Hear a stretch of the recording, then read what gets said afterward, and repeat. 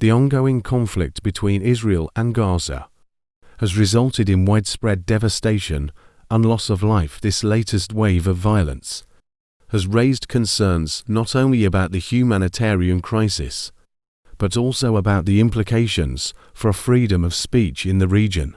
Reports from the ground suggests that media coverage of the conflict has been heavily censored, with journalists facing significant obstacles in reporting the truth. The suppression of information has raised questions about the extent to which freedom of speech is being curtailed in the wake of the violent. Social media platforms have also come under scrutiny for their role in censoring content related to the conflict. Posts and accounts that were shedding light on the brutal violence of Israel on innocent people of Gaza have been removed or restricted.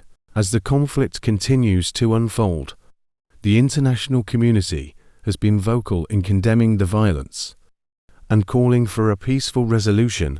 The implications for freedom of speech in the region remains a point of contention, with concerns about the chilling effect of censorship and suppression of on public discourse. It is essential to reaffirm the value of freedom of speech as a fundamental human right. The ability to express true opinions and make people accountable for the brutal attacks on Gaza is very crucial in times of crisis. Stopping the true voices means supporting the evil and inhumane acts made.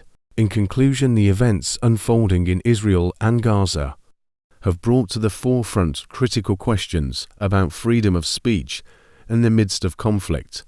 As the world watches and responds to the crisis, it is imperative to uphold the principles of free expression and ensure that the voices of those affected are not silenced. The true picture of suffering that people of Gaza are bearing and waiting for help from the world should be allowed to be on air, so that the world could see the humanitarian crisis and what is happening in the name of counter-offensive in Gaza. Freedom of speech is a right. It should be protected, and the world must react on stopping the war before it's too late. Thanks for watching, and do support people of Gaza and freedom of speech against the suppression and violence of Israeli forces and Benjamin Netanyahu.